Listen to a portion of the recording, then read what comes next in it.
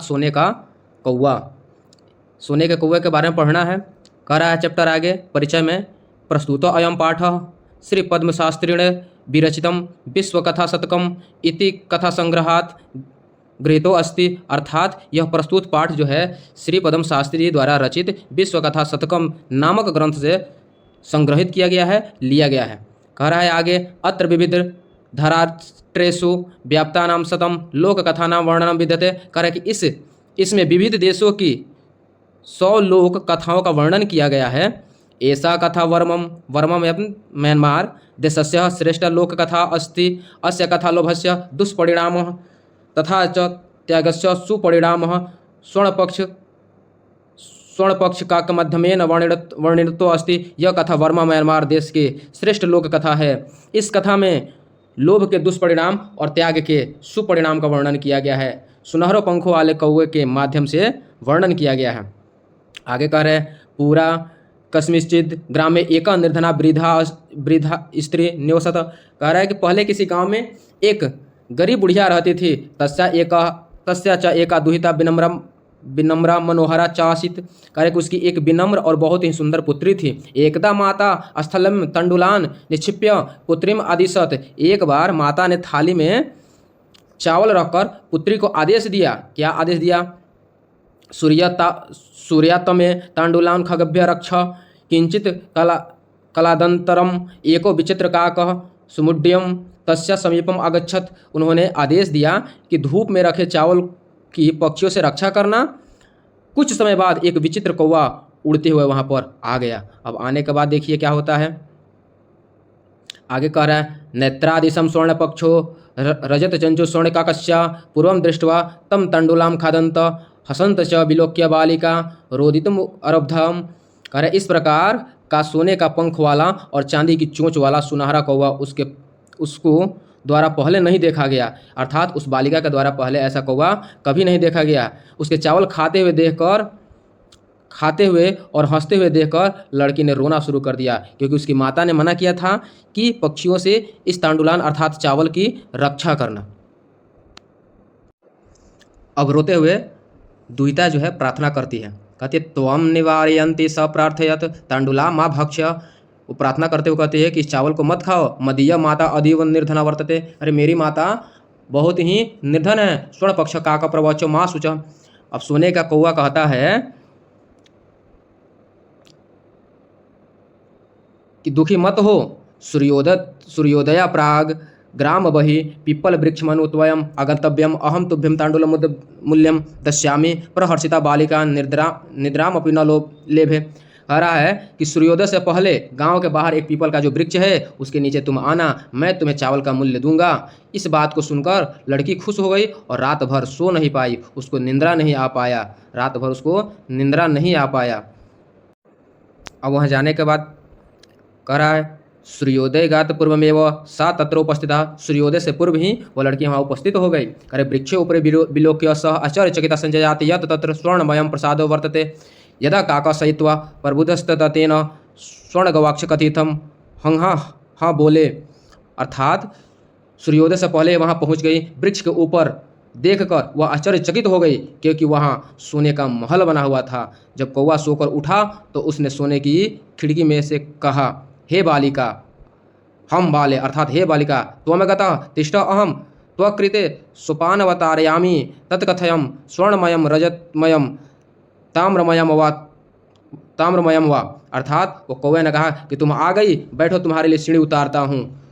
तो कहो सोने की सीढ़ी उतारूँ, चांदी की सीढ़ी उतारूँ या तांबे का सीढ़ी उतारूँ। तब कन्या ने कहा, कन्या अवदत अहम निर्धनमयो दुहिता अस्मिन् ताम्र सोपानैव आगमिष्यामि परम स्वर्ण सोपानेन सह स्वर्णम भवनम आरोहत। तब कन्या ने जवाब दिया, बोली कि मैं गरीब माता की पुत्री हूँ, तांबे की सीढ़ी से ही आ जाऊंगी, परंतु सोने की सीढ़ी से वह महल में चढ़ी।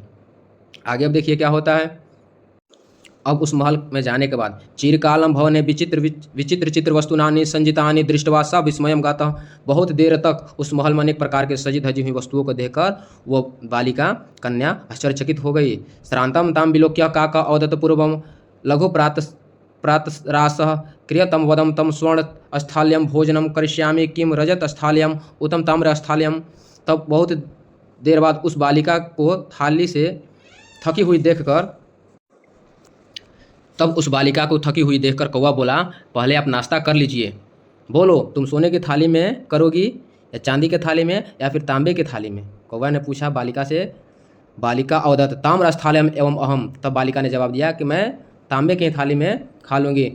निर्धना भोजनम करिष्यामि, अर्थात मैं गरीब हूँ, गरीब माता की पुत्री हूँ, मैं तांबे की थाली में ही भोजन कर लूँगी। तदा स आश्चर्यचकित संजजात यड़ स्वर्ण काकेन स्थाल्यम भोजनम परिवेशितम। तब कौवे ने सोने के थाली में भोजन को परोसा। न एतादृशम स्वादु भोजनम यद्वित यावदी बालिका खादितवती काको अवदत बालिके। बालिका ने इससे पहले इतना स्वादिष्ट खाना कभी नहीं खाया था। तब कौवा बोला, हे बालिके, मैं चाहता हूँ कि तुम हमेशा यहीं रहो। कौवा बोला, काको अवदत बालिके अहम इच्छामि यत् त्वं सर्वदा अत्रैव तिष्ठं परं तदा माता तु एकाकिनी वर्तते अतः त्वं शीघ्रमेव स्वगृहं गच्छ। मैं चाहता हूँ कि तुम हमेशा यहीं पर रहो, लेकिन तुम्हारी माता अकेली होगी, इसलिए तुम शीघ्र अतिशीघ्र जल्दी घर जाओ, क्योंकि तुम्हारी माता इंतजार कर रही होगी। इसके बाद इत्युक्त्वा काकः कक्षाभ्यन्तरः तिस्रः मंजूषा निःसरयात् तां प्रत्यावदत् बालिके यथेच्छा गृहां मंजूषां मेकां लघुत्तमां मंजूषां प्रगृह्य बालिकाया कथितम् इयम् एव मदीय तंडुलामूल्यम। ऐसा कहकर कौवा ने कमरे के अंदर से 3 पेटी निकालकर उस बालिका से फिर बोला, हे बालिके, अपनी इच्छा अनुसार एक पेटी ले लो। छोटी पेटी लेकर बालिका ने कहा, यह मेरे चावलों का मूल्य है। उसने लालच नहीं दिखाया, लोभ नहीं दिखाया। छोटी पेटी ही निकालकर बालिका प्रसन्न हो गई और बोली कि यही मेरा क्या है, चावल का मूल्य है। अब गृहम् आगत्य तया मंजूषा समुद्घटिता तस्य महार्हाणि हीडकाणि विलोक्य सप्रहर्षिता तद्धिन्नका च संजात तस्मिन्नेव ग्रामे एक अपरा लुब्धा वृद्धा न्यवसत। कह रहा है अब कि घर आकर उसने पेटी खोला, उस पेटी में बहुमूल्य हीरे देखकर वह प्रसन्न हुई और उस दिन से वह धनवान हो गई। अब उसी गांव में एक दूसरी लोभी वृद्धा रहती थी। तस्य अपि एक पुत्री आसीत् ईर्ष्या सा तस्य स्वर्णकाकस्य रहस्यमय ज्ञातवती। उसी की एक ईर्ष्यावती पुत्री थी जो उस सोने के कौवे के रहस्य को जान गई। सूर्यतमे तंडुला निक्षिप्य तया स्वसुता रक्षार्थम नियुक्ता। उसने भी अपने पुत्री को धूप में तांडुल अर्थात चावल रखकर रक्षा करने के लिए नियुक्त किया, अर्थात बोला। तथैव स्वर्णपक्ष काक तंडुलान भक्ष्यति तामपि तत्रैव कारयत् प्रातरस्त्र गत्वा सा काकम निर्भक्ष्यन्ति प्रवोच भो नीच काकः। तब उस बालिका ने कहा, भो नीच काक अहमगतः मह्यम तांडुल मूल्यम प्रेक्षम। हो नीच कौवे, मैं आ गई हूँ, मेरे चावल का मूल्य दो। काकरो बभृत अहम स्वकृते सोपानम अवतारयामि तत्कथम स्वर्णमयम रजतमयम ताम्रमयम वा। अरे कि मैं तुम्हारे लिए सीढ़ी उतारता हूँ, सोने का, चांदी का या फिर तांबे का। गर्भित या बालिकाया प्रोक्तम स्वर्णमयेन सोपानम अहम अगच्छामि। अर्थात उस बालिका ने कहा, मेरे लिए सोने का तुम सीढ़ी उतारो। तब कौवे ने परम स्वर्णकाकर कृत्यम ताम्रमयम सोपानम एवं प्रयक्ष्म स्वर्णकाकस्तम भोजमपि ताम्र भोजने एवं आकारयत। तब उस कौवे ने उस बालिका के लिए तांबे का ही सीढ़ी उतारा और तांबे के बर्तन में ही उसको भोजन कराया। उसके बाद प्रतिनिवृत्त काले स्वर्णकाकेन कक्षाभ्यंतरात् तिस्रः मंजूषा तत्पूर्व समुक्षिप्ता। उसने वापस लौटते समय सुनहरा कौवे ने कमरे के अंदर से 3 पेटियां लाकर उसके सामने रखी। लोभावृष्टा सा बृहतमा मंजूषा गृहीतवती। तब लालची बालिका ने सबसे बड़ी पेटी को ले ली। गृहमगत्या सा तहर्षिता यावत् मंजूषा उद्घाटयति तावत् तस्यां भीषण कृष्ण सर्पेण विलोकितः। घर आकर जैसे ही उस पेटी को उसने खोला, तब उसमें एक काला भीषण सांप दिखाई दिया। लुब्धया बालिका लोभस्य फलम प्राप्त। उस लालची बालिका को उसके लोभ का फल प्राप्त हुआ। तदंतरम सा लोभम प्रत्यजम। उसके बाद उसने लोभ का त्याग कर दिया। लोभ करना गलत है। अब इस पाठ का प्रश्नोत्तर करेंगे। एक पदेन उत्तरत लिखत माता काम आदिशत। किसको आदेश दिया था? पुत्री हो जाएगा। स्वर्ण काकः कान आखादत, क्या खा रहा था? तांडुलान हो जाएगा। प्रसाद दृश्य वर्तते, स्वर्णमय हो जाएगा। गृहमगत्य तया का समुद्घाटयति, क्या खोला घर पे आने के बाद? मंजूषा खोला। लोभाभृष्टा बालिका कीदृश मंजूषा नयति? बृहत्तमा, बड़ा सा लेकर आई थी। अब अधोलिखित प्रश्न का उत्तर देना है। क नंबर है निर्धनाय वृद्धा दुहिता कीदृश आसीत्? इसका उत्तर हो जाएगा निर्धनाय वृद्धा दुहिता विनम्र मनोहरा च आसीत्। बालिकाया पूर्वम कीदृश काका न दृष्ट आसीत्? बालिकायां पूर्व, उत्तर हो जाएगा बालिकया पूर्वम स्वर्ण पक्षो रजत चंचु स्वर्ण काका न दृष्ट आसीत्। ग नंबर है निर्धनाय दुहिता मंजूषा कानि अपश्यति? उत्तर हो जाएगा निर्धनाय दुहिता मंजूषा महार हाड़े हिड़कानि अपश्यत। घ नंबर है बालिकां किम दृष्ट आश्चर्यचकिता जातः? इसका उत्तर हो जाएगा बालिका वृक्षोपरि स्वर्णमय प्रसाद दृष्ट्वा आश्चर्यचकिता जातः।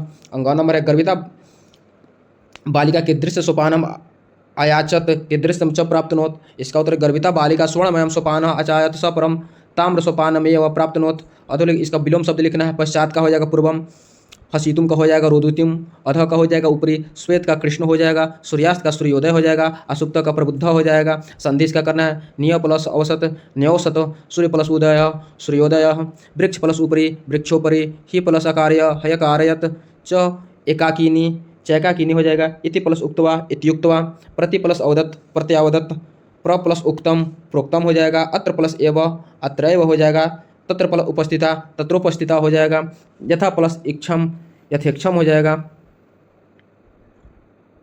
अब इसमें प्रश्न निर्माण करना है। जो हाईलाइट शब्द है उसके लिए एक शब्द प्रश्न निर्माण के लिए लिखना है। करे ग्रामे निर्धना स्त्री औसत, इसका हो जाएगा ग्रामे का औसत। स्वर्ण काकम के जगह पे कम का प्रयोग करेंगे। कम निवारयंती बालिका प्रार्थयत, सूर्योदयात के जगह पे कस्मात लिखेंगे और निधन मातु के जगह पे कस्या लिखेंगे, अर्थात किस प्रकार की माता की पुत्री थी। स्वर्ण का कस्य के जगह पे लिखेंगे कस्य। अब इसका प्रत्यय करना है बी प्लस लोक प्लस लेप, बिलोक्य हो जाएगा। ख नंबर का निक्षिप्य हो जाएगा, ग नंबर का अगम्य हो जाएगा, घ नंबर का दृष्टवा, ग नंबर का सहित्वा और च नंबर का लघुतम। प्रकृति प्रत्यय लिखना है। रोदितुम का हो जाएगा रुद प्लस तुमुन, इसमें तुमुन प्रत्यय है। दृष्टवा का हो जाएगा दृष्ट प्लस कत्वा। बिलोक्य का हो जाएगा बी प्लस लोक प्लस लयप हो जाएगा।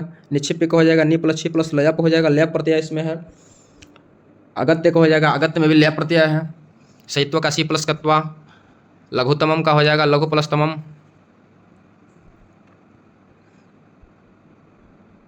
क नंबर का हो जाएगा स्वर्ण का कह और दूसरा हो जाएगा बालिकाम। फिर ख नंबर का माता हो जाएगा, फिर हो जाएगा बालिकाम, फिर बालिकाम हो जाएगा और स्वर्ण काकम हो जाएगा ग नंबर का। घ नंबर का स्वर्ण काकह और फिर बालिकाम हो जाएगा और ग नंबर का लुब्ध बालिका स्वर्ण काकम हो जाएगा।